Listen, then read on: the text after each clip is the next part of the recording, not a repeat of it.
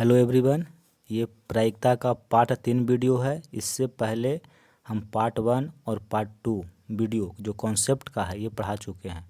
तो अगर आप पार्ट 1 वीडियो और पार्ट 2 वीडियो कॉन्सेप्ट का नहीं देखे हैं तो पहले जाकर के उस वीडियो को देख लीजिए।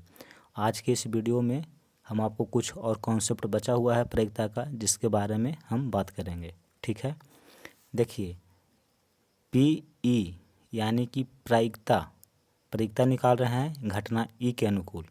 तो P बराबर क्या होगा, तो E के अनुकूल परिणामों की संख्या बटा प्रयोग के सभी संभावित परिणामों की संख्या। ये जो फार्मूला आप देख रहे हैं यही प्रायिकता की ये फार्मूला होता है। ठीक है, देखिए PE जो लिखा हुआ है इसका मतलब क्या होता है, तो P का मतलब प्रोबेबिलिटी होता है। ठीक है, प्रोबेबिलिटी यानी कि इसको हिंदी में प्रायिकता कहते हैं। तो प्रोबेबिलिटी नहीं लिख करके इसका पहला जो लेटर है P इसको लिखते हैं, और E जो है एक घटना है। ठीक है, उस घटना को इंग्लिश में बोलते हैं इवेंट। ठीक है, तो इवेंट का जो पहला अक्षर है E इसको ले लिया। ठीक है, तो ये हो गया प्रायिकता। किसकी प्रायिकता हम निकाल रहे हैं, तो घटना E का निकाल रहे हैं। तो इसको शॉर्टकट में लिखता है PE।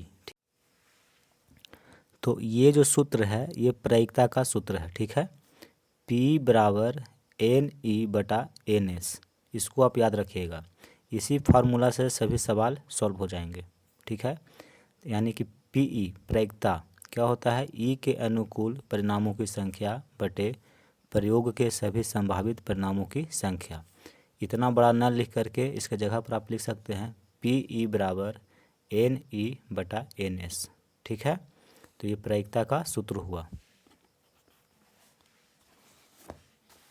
फिर देखिए ये अगला कॉन्सेप्ट है। यहाँ पे लिखे हैं कि यदि किसी घटना के घटने की प्रायिकता PE हो तथा उसी घटना के न घटने की प्रायिकता PE- हो तो PE प्लस PE- बराबर 1 होता है। ठीक है, ये भी VVI फार्मूला है, इसको याद रखिएगा। इससे भी आपको बहुत सारे सवाल सॉल्व होंगे। ठीक है, एक बार फिर इसको समझिए। देखिए किसी घटना के घटने की प्रायिकता, मान लीजिए कि एक घटना E है, तो इस घटना E घटने की जो प्रायिकता है से प्लस घटना E के नहीं घटने की जो प्रायिकता है, अगर ये दोनों को अगर हम जोड़ देते हैं तो इसका जो मान होता है वो 1 होता है।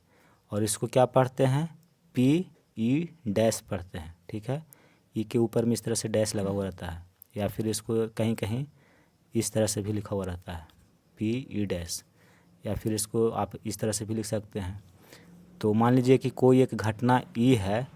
ठीक है, तो इस घटना की जो प्रायिकता है ये, और इसी घटना के न घटने की जो प्रायिकता है, ये दोनों का जो सम होता है यानी कि जो जोड़ होता है वो किसके बराबर होता है, 1 के बराबर होता है। ये VVI फार्मूला है, इसको भी याद रखना है। ठीक है, कि PE प्लस PE- बराबर 1 होता है। फिर देखिए इसके आगे के जो कॉन्सेप्ट है इसको समझिए। किसी घटना के न घटने की जो प्रायिकता होती है वो कितना होती है, 0 होती है। ये भी ऑब्जेक्टिव क्वेश्चन में आपको पूछेगा। ठीक है, तो इसको याद रखिएगा कि किसी घटना के न घटने की जो प्रायिकता है वो क्या होती है, 0 होती है। अर्थात जो असंभव घटना है, ठीक है, उसकी प्रायिकता 0 होती है। ये भी कॉन्सेप्ट वह है, इसको भी याद रखना है। जैसे देखिए असंभव घटना किसे कहते हैं, इसको समझिए। तो कहता है कि एक पासे पर 7 आने की प्रायिकता निकालिए। एक पासा है, ठीक है, एक पासा है और कह रहा है कि इस पर 7 आने की प्रायिकता बताइए। तो एक पासे पर कभी भी 7 नहीं आ सकता है। ठीक है, ये असंभव घटना है, क्योंकि हम जानते हैं कि एक पासे पर 1 से लेकर के 6 तक ही अंक होते हैं। ठीक है, आप अभी तक देखे हैं कि लूडो के पासे में 7 लिखा हुआ हो, नहीं है। ठीक है, तो 7 नहीं होता है, इसलिए ये जो है एक असंभव घटना है, और जो असंभव घटना होती है उसकी प्रायिकता 0 होती है। ठीक है, इसको याद रखिएगा। फिर देखिए ये कॉन्सेप्ट है कि निश्चित घटना, जो घटना निश्चित है, जो होने वाली है, उसकी प्रायिकता 1 होती है। ठीक है, ये भी कॉन्सेप्ट है। देखिए ये जो कॉन्सेप्ट है ये बहुत ही वीवीआई कॉन्सेप्ट है, क्योंकि इससे संबंधित सवाल आपको बोर्ड एग्ज़ाम में ज़रूर एक क्वेश्चन मिलता है। ठीक है, क्या है तो देखिए, किसी घटना की प्रायिकता 0 से बड़ी या बराबर तथा 1 से छोटी या बराबर होती है। ठीक है, ये क्या लिखा हुआ है इसको आपको समझना बहुत ज़रूरी है। ठीक है, यहाँ देखिए, जैसे मान लीजिए कोई घटना ई है। ठीक है, इस घटना की जो प्रायिकता होगी वो 0 के बराबर हो सकती है। ठीक है, या फिर उससे बड़ी होगी। कोई भी घटना हो उसकी प्रायिकता 0 हो सकती है, यानी कि 0 के बराबर हो सकती है, या फिर उससे बड़ी होती है, लेकिन 1 के बराबर हो सकती है या फिर 1 से छोटी होती है। ये वीवीआई कॉन्सेप्ट है। ठीक है, वही यहाँ पे हम लिखे हैं, मतलब कोई भी प्रायिकता हो 0 के बराबर हो सकता है या फिर 1 के बराबर हो सकता है। 0 से छोटा नहीं हो सकता है और 1 से बड़ा नहीं हो सकता है, कोई भी प्रायिकता हो। ठीक है, वही लिखा हुआ है कि किसी भी प्रायिकता का जो मान होता है वो 0 के बराबर होता है या फिर उससे बड़ा होता है, या 1 के बराबर होता है या फिर 1 से छोटा होता है। ये वीवीआई कॉन्सेप्ट है। कहने का मतलब है कि जो प्रायिकता का जो मान होता है कभी भी 1 से बड़ा नहीं हो सकता है, यानी कि 1.2 नहीं हो सकता है, 1.3 नहीं हो सकता है। ठीक है, या माइनस में 0.5 नहीं हो सकता है, या -1 -2 नहीं हो सकता है। 0 हो सकता है, 0 से फिर बड़ा होगा, या 1 हो सकता है या फिर 1 से छोटा होगा। यानी कहने का मतलब हुआ कि प्रायिकता का जो मान होता है वो 0 से लेकर के 1 के बीच में ही होता है। 0 भी हो सकता है, 1 भी हो सकता है, लेकिन इसके बीच में ही हो सकता है, इसके इधर नहीं हो सकता है, इधर नहीं हो सकता है। वही यहाँ पे ये लिखा हुआ है, यानी कि इसको आपको याद रखना होगा कि किसी भी घटना की प्रायिकता 0 के बराबर या फिर उससे बड़ी होती है, या 1 के बराबर या फिर इससे छोटी होती है। ये देखिए छोटा का साइन है, ये बड़ा का साइन है। ठीक है, तो ये कॉन्सेप्ट होता है। ठीक है, ये वीवीआई कॉन्सेप्ट है। देखिए यहाँ पे प्रायिकता से संबंधित जितने भी कॉन्सेप्ट है उसको हम ऑब्जेक्टिव के टाइप में यहाँ पे लिख दिए हैं। अगर आप इसको पढ़ लेते हैं तो बहुत ही आपको फ़ायदा होगा। जैसे पहला कॉन्सेप्ट, प्रायिकता दशमलव में होती है। ठीक है, कोई भी प्रायिकता हो दशमलव में होती है। जैसे 1.2 ये प्रायिकता नहीं हो सकती है, क्योंकि 1 से ये बड़ा वैल्यू है और प्रायिकता 1 से बड़ा कभी नहीं होती है। ठीक है, हाँ 0.5 हो सकता है, 0.9 हो सकता है, 0.8 हो सकता है। तो प्रायिकता का मान दशमलव में होता है। ठीक है, या 0 भी हो सकता है, 1 भी हो सकता है, लेकिन दशमलव में भी होता है। तो ये है पहला कॉन्सेप्ट। अगला कॉन्सेप्ट है कि प्रायिकता ऋणात्मक नहीं होती है। ठीक है, देखिए 0 के इधर, ठीक है, ये सब निगेटिव है, वैल्यू है।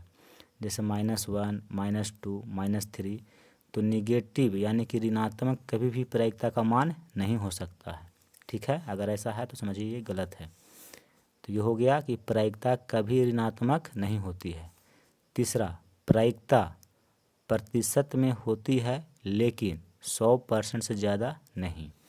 जैसे किसी भी प्रायिकता का वैल्यू 80% हो सकता है। ठीक है, 90% भी हो सकता है, 99% हो सकता है, 100% भी हो सकता है, लेकिन 101% प्रायिकता का मान नहीं हो सकता है। ठीक है, वही यहाँ पे कॉन्सेप्ट में लिखे हैं कि प्रायिकता का मान प्रतिशत में होता है लेकिन 100 से ज़्यादा नहीं होता है।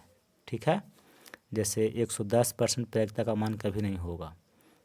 तो समझ गए कि क्या लिखे हैं। अगला देखिए, प्रायिकता भिन्न में होती है लेकिन अंश हर से छोटा होता है। देखिए प्रायिकता का मान 1/2 हो सकता है, 3/4 हो सकता है, यानी प्रायिकता का जो मान है वो भिन्न में हो सकता है, अंश बटा हर के रूप में हो सकता है। और अंश जो होता है, देखिए इसको अंश बोलते हैं और इसको हर बोलते हैं। अंश हमेशा छोटा होता है हर से, कभी भी प्रायिकता का मान 4/3 नहीं हो सकता है। देखिए भिन्न में तो है लेकिन अंश बड़ा है और हर छोटा है। प्रायिकता का मान देखिए भिन्न में होता है लेकिन अंश हमेशा छोटा होता है हर से, ये ध्यान रखिएगा। ठीक है, तो ये प्रायिकता का मान नहीं हो सकता है, क्योंकि इसमें देखिए अंश का मान बड़ा है हर से, ठीक है। तो ये प्रायिकता का मान नहीं है। तो ये कॉन्सेप्ट है। अगला कॉन्सेप्ट है कि किसी प्रयोग की वह घटना जिसका केवल एक ही परिणाम हो उसको प्रारंभिक घटना कहलाती है, ठीक है। ये कॉन्सेप्ट है। अगला कॉन्सेप्ट देखिए, किसी प्रयोग की, कोई एक प्रयोग ले लीजिए, उसकी सभी जो प्रारंभिक घटनाओं की जो प्रायिकताओं का योग होता है वो एक होता है। फिर देखिए अगला कॉन्सेप्ट, निश्चित घटना को निर्धारित घटना या अवश्य घटना भी कहते हैं, ठीक है। निश्चित घटना कहिए, चाहे इसको आप निर्धारित घटना भी कह सकते हैं या अवश्य घटना भी कह सकते हैं, ठीक है। फिर अगला कॉन्सेप्ट, वह घटना जिसका केवल एक ही परिणाम हो एक प्रारंभिक घटना कहलाती है, ठीक है। वह घटना जिसका केवल एक ही परिणाम हो एक प्रारंभिक घटना कहलाती है। ये क्या कह रहा है इसको हम आगे समझाएंगे, ठीक है। बस अभी आप इतना जान लीजिए। फिर देखिए अगला कॉन्सेप्ट, प्रायिकता का कुल योग का जो मान होता है एक होता है, अर्थात प्रायिकता का अधिकतम मान एक होता है, एक से बड़ा नहीं हो सकता है। इसका मान कभी भी एक से बड़ा नहीं होता है, यानी प्रायिकता का जो वैल्यू होता है वो एक से बड़ा नहीं होता है, ठीक है।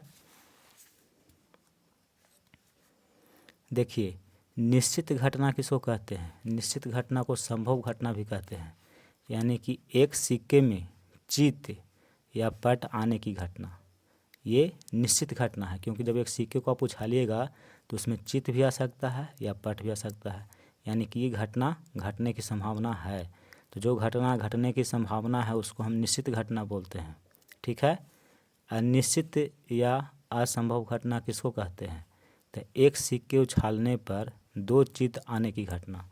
एक सिक्का उछालिएगा तो कभी भी दो मतलब हेड आ सकता है, नहीं आ सकता है। तो ऐसे घटना को क्या बोलते हैं? असंभव घटना, यानी कि वैसा घटना जो घट ही नहीं सकता है उसको अनिश्चित घटना भी कहते हैं, ठीक है। अब देखिए अगर ये दो शब्द हम लिखे हैं तो ज़रूर कहीं ना कहीं भारतीय भवन किताब के क्वेश्चन में दिया हुआ होगा, तभी हम यहाँ पे लिखे हैं। जैसे उपेक्षा, उपेक्षा का मतलब होता है कि उम्मीद न करना, यानी किसी चीज़ का तिरस्कार करना। और एक शब्द होता है अपेक्षा, अपेक्षा का मतलब होता है उम्मीद करना, यानी कि भरोसा करना, ठीक है। ये दो शब्द है, कहीं ना कहीं आपके किताब में होगा भारतीय भवन के, इसीलिए यहाँ पे हम लिखे हैं, ठीक है। तो इसका मतलब समझ जाइए। फिर देखिए अधिवर्ष, अधिवर्ष को इंग्लिश में लीप ईयर कहते हैं। इसमें 366 दिन होता है, ठीक है। एक लीप ईयर में 366 दिन या 52 सप्ताह 2 दिन होता है, ठीक है। इसको भी याद रखना होगा, क्योंकि जब आप सवाल बनाइएगा तो वहाँ पे आपको एक लीप ईयर दे देगा, तो आपको पता ही नहीं होगा कि एक लीप ईयर में कितने दिन होते हैं। तो इसीलिए यहाँ पे हम कॉन्सेप्ट में लिख दिए हैं कि एक लीप ईयर को हिंदी में बोलते हैं अधिवर्ष, ठीक है। यानी कि एक अधिवर्ष में 366 दिन होते हैं या 52 सप्ताह 2 दिन होते हैं। एक होता है गैर अधिवर्ष जिसको नन लीप ईयर कहते हैं, तो इसमें 365 दिन होते हैं, यानी कि 52 सप्ताह 1 दिन, ठीक है। फिर देखिए रूढ़ संख्या, अगर इसको यहाँ पे हम लिखे हैं तो ज़रूर कहीं ना कहीं आपके सवाल में ये दिया हुआ होगा। भारतीय भवन के जो प्रायिकता का जो सवाल है उसमें रूढ़ संख्या के बारे में ज़रूर दिया हुआ होगा, इसीलिए यहाँ पे हम लिखे हैं। रूढ़ संख्या क्या है इसको समझ लीजिए।